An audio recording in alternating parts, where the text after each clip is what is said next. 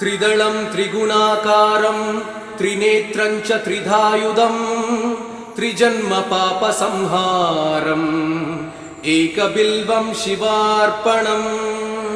त्रिशाकै बिल्वपत्रैश्च अच्छिदै कोमलैः शुभै तव पूजां करिष्यामि एकबिल्वं शिवार्पणम् कोटिकन्या महादानं तिलपर्वतकोटयः काञ्चनं क्षीरदानेन एकबिल्वं शिवार्पणम् काशीक्षेत्रनिवासं च कालभैरवदर्शनम् प्रयागे माधवं दृष्ट्वा एकबिल्वं शिवार्पणम् इन्दुवारे व्रतं स्थित्वा निराहारो महेश्वरः नक्तं हौष्यामि देवेश एकबिल्वं शिवार्पणम् रामलिङ्गप्रतिष्ठा च वैवाहिककृतं तथा तटाकानि च सन्धानम् एकबिल्वं शिवार्पणम् अखण्डबिल्वपत्रं च आयुधं शिवपूजनं कृतं नाम सहस्रेण एकबिल्वं शिवार्पणम् उमया सह देवेश नन्दिवाहनमेव च भस्मलेपन सर्वाङ्गम् एकबिल्वं शिवार्पणम् सालग्रामेण विप्राणां तटाकं दशकूपयो यज्ञकोटिसहस्रश्च एकबिल्वं शिवार्पणम् दन्तिकोटिसहस्रेषु अश्वमेधशतक्रतौ कोटिकन्या महादानम् एकबिल्वं शिवार्पणम् बिल्वाणां दर्शनं पुण्यं स्पर्शनं पापनाशनम् अघोरपापसंहारम् एकबिल्वं शिवार्पणम् सहस्रवेदपाठेषु ब्रह्मस्थापनमुच्यते अनेकव्रतकोटीनाम् एकबिल्वं शिवार्पणम् अन्नदानसहस्रेषु सहस्रोपनयनं तथा अनेकजन्म पापानि एकबिल्वं शिवार्पणम् बिल्वाष्टकमिदं पुण्यं यः पठेत् शिवसन्निधौ शिवलोकमवाप्नोति एकबिल्वं शिवार्पणम्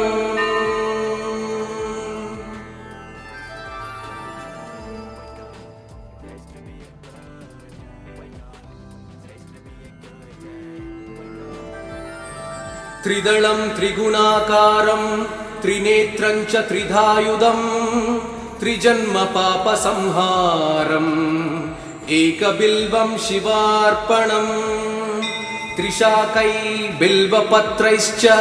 अच्छिदै कोमलैः शुभै तव पूजां करिष्यामि एकबिल्वं शिवार्पणम् कोटिकन्या महादानं तिलपर्वतकोटयः काञ्चनं क्षीरदानेन एकबिल्वं शिवार्पणम् काशीक्षेत्रनिवासं च कालभैरवदर्शनम् प्रयागे माधवं दृष्ट्वा एकबिल्वं शिवार्पणम् इन्दुवारे व्रतं स्थित्वा निराहारो महेश्वरः नक्तं हौष्यामि देवेश एकबिल्वं शिवार्पणम् रामलिङ्गप्रतिष्ठा च वैवाहिककृतं तथा तटाकानि च सन्धानम् एकबिल्वं शिवार्पणम् अखण्डबिल्वपत्रं च आयुधं शिवपूजनं कृतं नाम सहस्रेण एकबिल्वं शिवार्पणम् उमया सह देवेश नन्दिवाहनमेव च भस्मलेपन सर्वाङ्गम् एकबिल्वं शिवार्पणम् सालग्रामेण विप्राणां तटाकं दशकूपयो यज्ञकोटिसहस्रश्च एकबिल्वं शिवार्पणम् दन्तिकोटिसहस्रेषु अश्वमेधशतक्रतौ कोटिकन्या महादानम् एकबिल्वं शिवार्पणम् बिल्वाणां दर्शनं पुण्यं स्पर्शनं पापनाशनम् अघोरपापसंहारम् एकबिल्वं शिवार्पणम् सहस्रवेदपाठेषु ब्रह्मस्थापनमुच्यते अनेकव्रतकोटीनाम् एकबिल्वं शिवार्पणम् अन्नदानसहस्रेषु सहस्रोपनयनं तथा अनेकजन्मपापानि एकबिल्वं शिवार्पणम् बिल्वाष्टकमिदं पुण्यं यः पठेत् शिवसन्निधौ शिवलोकमवाप्नोति एकबिल्वं शिवार्पणम्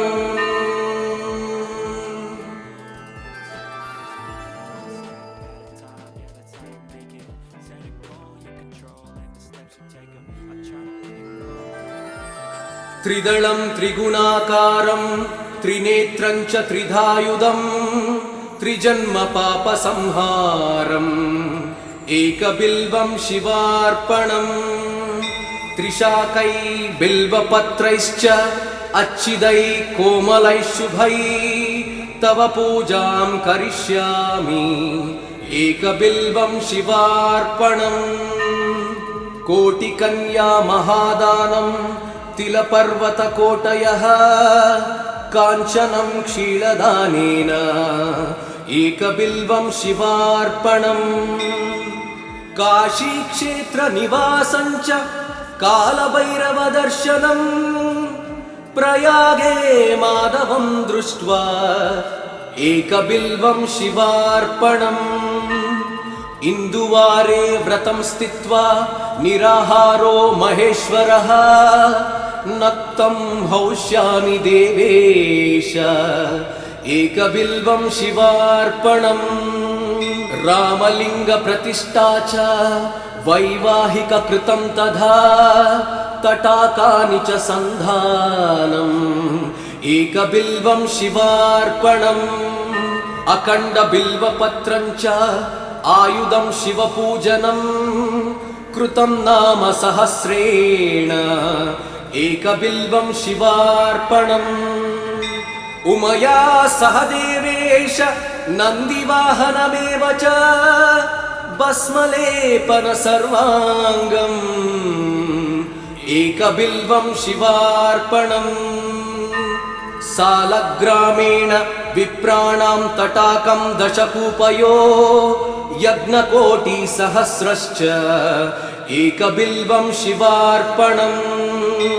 दन्तिकोटिसहस्रेषु अश्वमेधशतक्रतौ कोटिकन्या महादानम् एकबिल्वं शिवार्पणम् बिल्वाणां दर्शनं पुण्यं स्पर्शनं पापनाशनम् अघोरपापसंहारम् एकबिल्वं शिवार्पणम् सहस्रवेदपाठेषु ब्रह्मस्थापनमुच्यते अनेकव्रतकोटीनाम् एकबिल्वं शिवार्पणम् अन्नदानसहस्रेषु सहस्रोपनयनं तथा अनेकजन्मपापानि एकबिल्वं शिवार्पणम् बिल्वाष्टकमिदं पुण्यं यः पठेत् शिवसन्निधौ शिवलोकमवाप्नोति एकबिल्वं शिवार्पणम्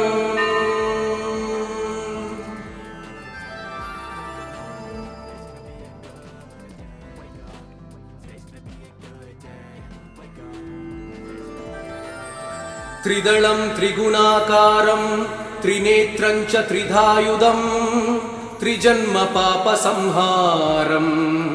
एकबिल्वं शिवार्पणम् त्रिशाकै बिल्वपत्रैश्च अच्छिदै कोमलैः शुभै तव पूजां करिष्यामि एकबिल्वं शिवार्पणम् कोटिकन्या महादानं तिलपर्वतकोटयः काञ्चनं क्षीरदानेन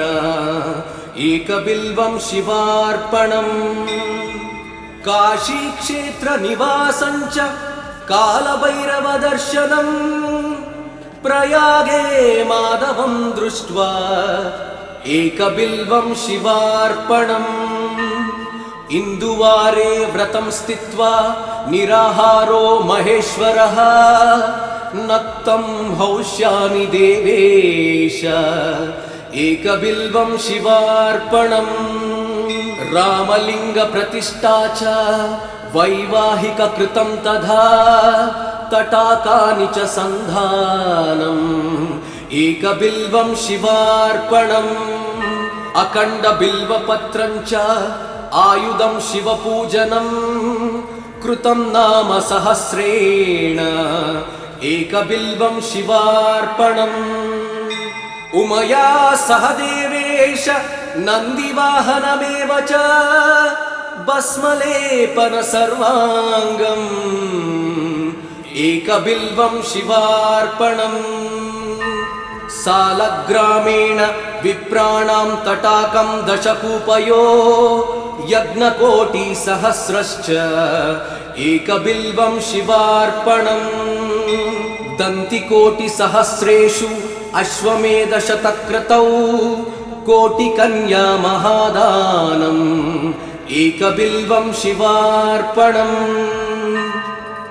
बिल्वाणां दर्शनं पुण्यं स्पर्शनं पापनाशनम् अघोरपापसंहारम् एकबिल्वं शिवार्पणम् सहस्रवेदपाठेषु ब्रह्मस्थापनमुच्यते अनेकव्रतकोटीनाम् एकबिल्वं शिवार्पणम् अन्नदानसहस्रेषु सहस्रोपनयनं तथा अनेकजन्मपापानि एकबिल्वं शिवार्पणम् बिल्वाष्टकमिदं पुण्यं यः पठेत् शिवसन्निधौ शिवलोकमवाप्नोति एकबिल्वं शिवार्पणम्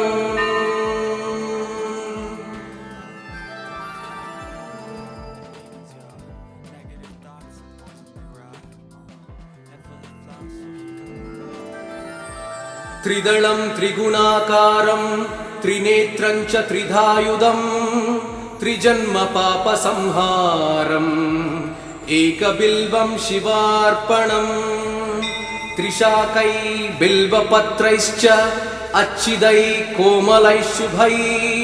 तव पूजां करिष्यामि एकबिल्वं शिवार्पणम् कोटिकन्या महादानं तिलपर्वतकोटयः काञ्चनं क्षीरदानेन एकबिल्वं शिवार्पणम् काशीक्षेत्रनिवासं च कालभैरवदर्शनम्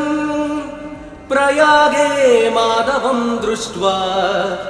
एकबिल्वं शिवार्पणम् इन्दुवारे व्रतं स्थित्वा निराहारो महेश्वरः नक्तं हौष्यामि देवेश एकबिल्वं शिवार्पणम् रामलिङ्गप्रतिष्ठा च वैवाहिककृतं तथा तटाकानि च सन्धानम् एकबिल्वं शिवार्पणम् अखण्डबिल्वपत्रं च आयुधं शिवपूजनं कृतं नाम सहस्रेण एकबिल्वं शिवार्पणम् उमया सह देवेश नन्दिवाहनमेव च भस्मलेपन सर्वाङ्गम् एकबिल्वं शिवार्पणम् सालग्रामेण विप्राणां तटाकं दशकूपयो यज्ञकोटिसहस्रश्च एकबिल्वं शिवार्पणम् दन्तिकोटिसहस्रेषु अश्वमेधशतक्रतौ कोटिकन्या महादानम् एकबिल्वं शिवार्पणम् बिल्वाणां दर्शनं पुण्यं स्पर्शनं पापनाशनम् अघोरपापसंहारम् एकबिल्वं शिवार्पणम् सहस्रवेदपाठेषु ब्रह्मस्थापनमुच्यते अनेकव्रतकोटीनाम् एकबिल्वं शिवार्पणम् अन्नदानसहस्रेषु सहस्रोपनयनं तथा अनेकजन्मपापानि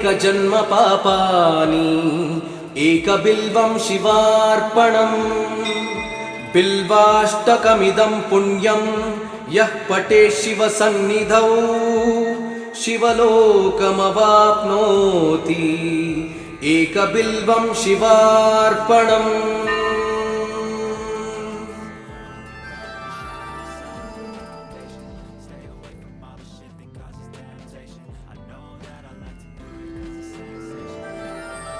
त्रिदलं त्रिगुणाकारं त्रिनेत्रं च त्रिधायुधं त्रिजन्मपापसंहारम् एकबिल्वं शिवार्पणम् त्रिशाकै बिल्वपत्रैश्च अच्छिदै कोमलैः शुभै तव पूजां करिष्यामि एकबिल्वं शिवार्पणम् कोटिकन्या महादानं तिलपर्वतकोटयः काञ्चनं क्षीरदानेन एकबिल्वं शिवार्पणम् काशीक्षेत्रनिवासं च कालभैरवदर्शनम् प्रयागे माधवं दृष्ट्वा एकबिल्वं शिवार्पणम् इन्दुवारे व्रतं स्थित्वा निराहारो महेश्वरः नक्तं हौष्यामि देवेश एकबिल्वं शिवार्पणम् रामलिङ्गप्रतिष्ठा च वैवाहिककृतं तथा तटाकानि च सन्धानम् एकबिल्वं शिवार्पणम् अखण्डबिल्वपत्रं च आयुधं शिवपूजनं कृतं नाम सहस्रेण एकबिल्वं शिवार्पणम् उमया सह देवेश नन्दिवाहनमेव च भस्मलेपन सर्वाङ्गम् एकबिल्वं शिवार्पणम् सालग्रामेण विप्राणां तटाकं दशकूपयो यज्ञकोटिसहस्रश्च एकबिल्वं शिवार्पणम् दन्तिकोटिसहस्रेषु अश्वमेधशतक्रतौ कोटिकन्या महादानम् एकबिल्वं शिवार्पणम् बिल्वाणां दर्शनं पुण्यं स्पर्शनं पापनाशनम् अघोरपापसंहारम्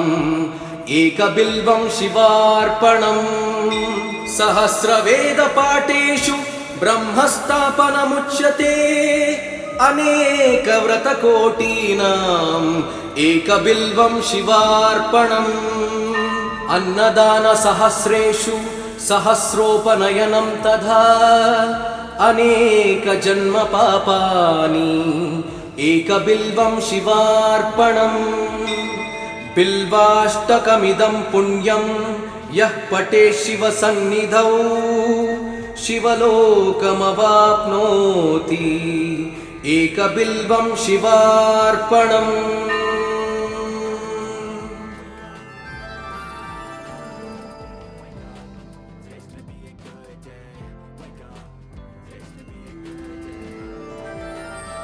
त्रिदलं त्रिगुणाकारं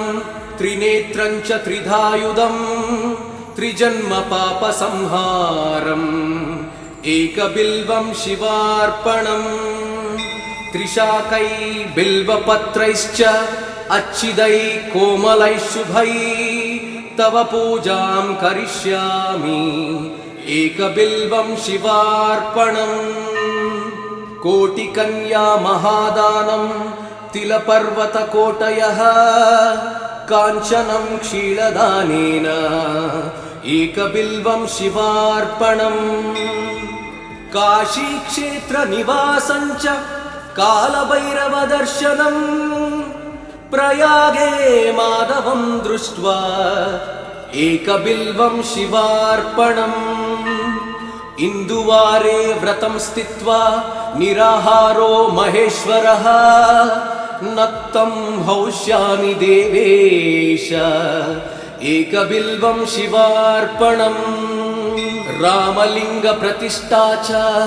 वैवाहिककृतं तथा तटाकानि च सन्धानम्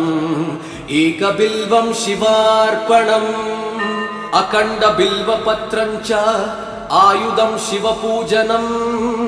कृतं नाम सहस्रेण एकबिल्वं शिवार्पणम्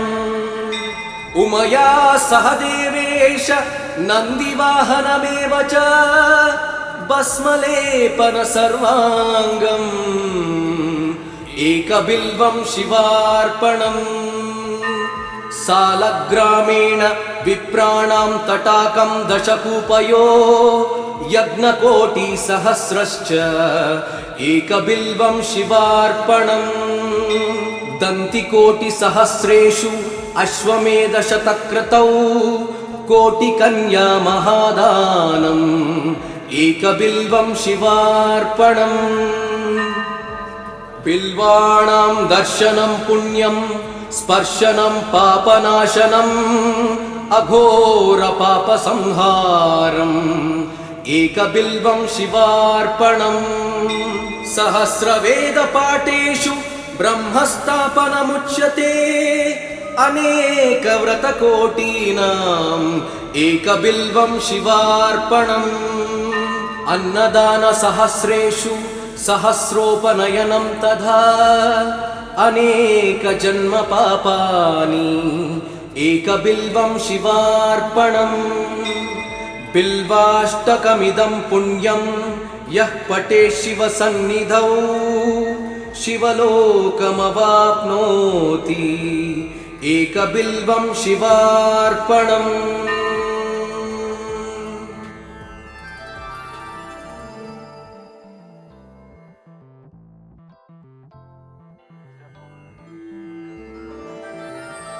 त्रिदलं त्रिगुणाकारं त्रिनेत्रं च त्रिधायुधं त्रिजन्मपापसंहारम् एकबिल्वं शिवार्पणम् त्रिशाकै बिल्वपत्रैश्च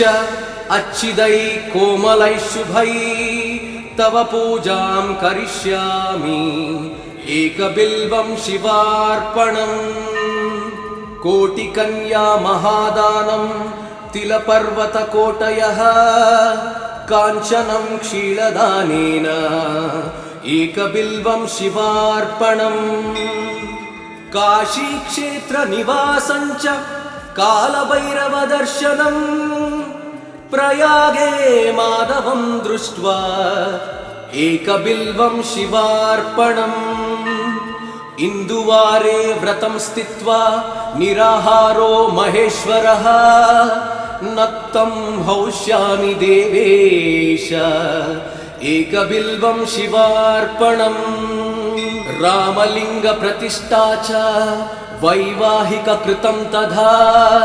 तटाकानि च सन्धानम् एकबिल्वं शिवार्पणम् अखण्डबिल्वपत्रं च आयुधं शिवपूजनं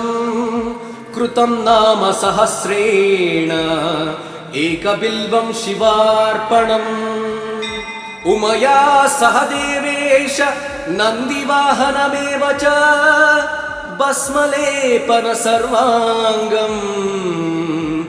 एकबिल्वं शिवार्पणम् सालग्रामेण विप्राणां तटाकं दशकूपयो यज्ञकोटिसहस्रश्च एकबिल्वं शिवार्पणम् दन्तिकोटिसहस्रेषु अश्वमेधशतक्रतौ कोटिकन्या महादानम् एकबिल्वं शिवार्पणम् बिल्वाणां दर्शनं पुण्यं स्पर्शनं पापनाशनम् अघोरपापसंहारम् एकबिल्वं शिवार्पणम् सहस्रवेदपाठेषु ब्रह्मस्थापनमुच्यते अनेकव्रतकोटीनाम् एकबिल्वं शिवार्पणम् अन्नदानसहस्रेषु सहस्रोपनयनं तथा अनेकजन्मपापानि एकबिल्वं शिवार्पणम् बिल्वाष्टकमिदं पुण्यं यः पठेत् शिवसन्निधौ शिवलोकमवाप्नोति एकबिल्वं शिवार्पणम्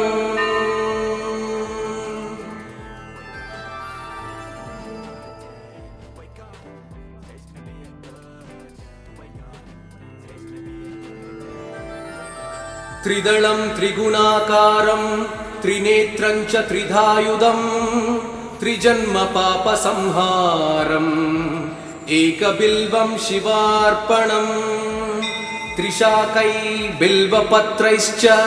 अच्छिदै कोमलैः शुभै तव पूजां करिष्यामि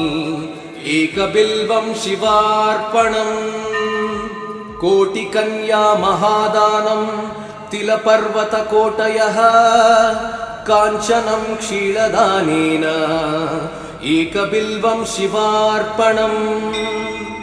काशीक्षेत्रनिवासं च कालभैरवदर्शनम् प्रयागे माधवं दृष्ट्वा एकबिल्वं शिवार्पणम् इन्दुवारे व्रतं स्थित्वा निराहारो महेश्वरः नक्तं हौष्यामि देवेश एकबिल्वं शिवार्पणम् रामलिङ्गप्रतिष्ठा च वैवाहिककृतं तथा तटाकानि च सन्धानम् एकबिल्वं शिवार्पणम् अखण्डबिल्वपत्रं च आयुधं शिवपूजनं कृतं नाम सहस्रेण एकबिल्वं शिवार्पणम् उमया सह देवेश नन्दिवाहनमेव च भस्मलेपन सर्वाङ्गम् एकबिल्वं शिवार्पणम् सालग्रामेण विप्राणां तटाकं दशकूपयो यज्ञकोटिसहस्रश्च एकबिल्वं शिवार्पणम् दन्तिकोटिसहस्रेषु अश्वमेधशतक्रतौ कोटिकन्या महादानम् एकबिल्वं शिवार्पणम् बिल्वाणां दर्शनं पुण्यं स्पर्शनं पापनाशनम् अघोरपापसंहारम् एकबिल्वं शिवार्पणम् सहस्रवेदपाठेषु ब्रह्मस्थापनमुच्यते अनेकव्रतकोटीनाम् एकबिल्वं शिवार्पणम् अन्नदानसहस्रेषु सहस्रोपनयनं तथा अनेकजन्मपापानि एकबिल्वं शिवार्पणम् बिल्वाष्टकमिदं पुण्यं यः पठेत् शिवसन्निधौ शिवलोकमवाप्नोति एकबिल्वं शिवार्पणम्